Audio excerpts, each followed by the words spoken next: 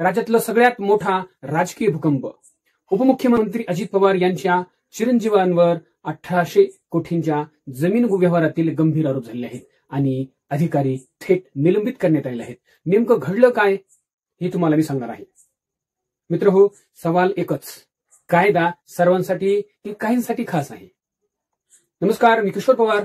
आज तुम्हाला मी सविस्तर सांगणार आहे या घोटाळ्याबाबत.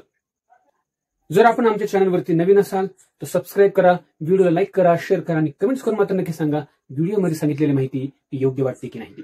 मित्रहो, या प्रकरणाची सुरुवात कशी झाली तर महाराष्ट्रात पुन्हा एकदा मोठं वादळ या ठिकाणी उठलेलं आहे. अजित पवार यांचे पुत्र पार्थ पवार यांच्या अमेडिया एंटरप्राइजेस कंपनीने 1800 कोटी किमतीची जमीन फक्त 300 कोटी रुपयांमध्ये खरेदी केलेली आहे, असा आरोप सामाजिक कार्यकर्ते विजय कुंभार आणि अंजली दमानिया यांनी केलेला आहे. या चर्चेनंतर नोंदणी विभाग हलला आणि थेट अधिकारी त्या ठिकाणी निलंबित करण्यात आले आहेत. मित्रहो, कागदावरचा सौदा, पण प्रश्न मात्र राज्यभराचा. अनियमितता नेमकी कोणती आहे तर नोंदणी उपमहानिरीक्षक उदयराज चव्हाण यांनी दुय्यम निबंधक R.B. तारू यांना निलंबित करत आदेश दिलेला आहे. त्यास म्हणतात की कारण काय दिलं बघा, त्यांनी 300 कोटीच्या खरेदी खतावर फक्त 500 रुपये स्टॅम्प ड्युटी भरली होती. बघा, 300 कोटीची प्रॉपर्टी आणि स्टॅम्प ड्युटी फक्त 500 रुपये, जेथे जवळपास 21 कोटींची स्टॅम्प ड्युटी भरायला हवी होती, मात्र 500 रुपये स्टॅम्प ड्युटी.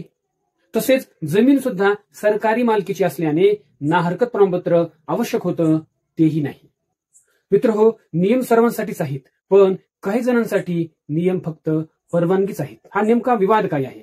अंजली दमानिया यांची नवी माहिती अशी आहे की त्यांच्या म्हणण्यानुसार ही जमीन महार वतनाची होती.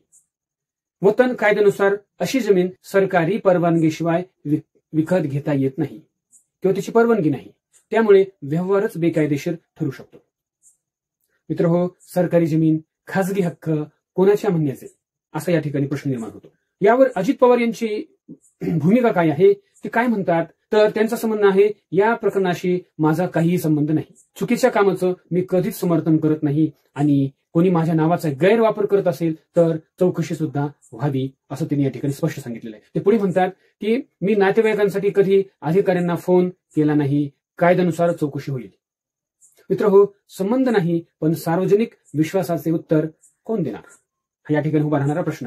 विजय कुंभार यांचा सवाल आहे की सामान्य माणूस घर घेताना लाखो रुपयाची स्टॅम्प ड्युटी भरतो, मात्र 300 कोटीच्या व्यवहारात फक्त 500 रुपयाची स्टॅम्प ड्युटी कसं काय भरू शकते? अंजली दमाने यांचं सुद्धा निशाण आहे. ते असं म्हणतात, 1804 कोटींच्या या जमिनी डीलवर 126 कोटीची स्टॅम्प ड्युटी येते, पण 300 कोटी दाखवून 21 कोटींची स्टॅम्प ड्युटी माफ.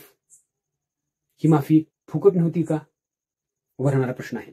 मित्रहो, शेतकऱ्यांना नाही तर मोठ्यांना माफी मिळते का? मित्रहो, अंजली दमानिया यांचा शेवटचा धक्का काय आहे, ते म्हणतात की 1 लाख रुपयांच्या पेड अप कॅपिटल असलेल्या कंपनीत 300 कोटी कसे आले, त्या मागणी करतात EOWED सर्वांनी या ठिकाणी चौकशी करावी. मित्रहो, पैसा कुठून आला आणि जमीन कुणाकडे गेली, जनता उत्तर मागते. मित्रहो, शेवट या ठिकाणी आहे, हे प्रकरण आता केवळ जमिनीपुरतं नाही, ही आहे राजकीय शक्ती विरुद्ध शासन नियमांचा मोठा संघर्ष आहे. काय खरं आणि काय खोटं हे सरकारच्या चौकशीनंतर समोर येईलच, पण महाराष्ट्र पाहतोय या सगळ्या घोटाळ्याला, या सगळ्या आरोपांना जमिनीचा सौदा नाही तर न्यायाचा व्यवहार होतो आहे, असंच या ठिकाणी म्हणावं लागतंय. जर आपण आपल्या चॅनलवरती नवीन असाल तर सबस्क्राईब करा, व्हिडिओला लाईक करा, शेअर करा आणि कमेंट्स करून मात्र नक्की सांगा हे जे मी सांगितलेली माहिती आपल्याला कशी वाटते. इथंच थांबतो, पुन्हा भेटू नवीन विषय घेऊन. तोपर्यंत जय हिंद, जय महाराष्ट्र.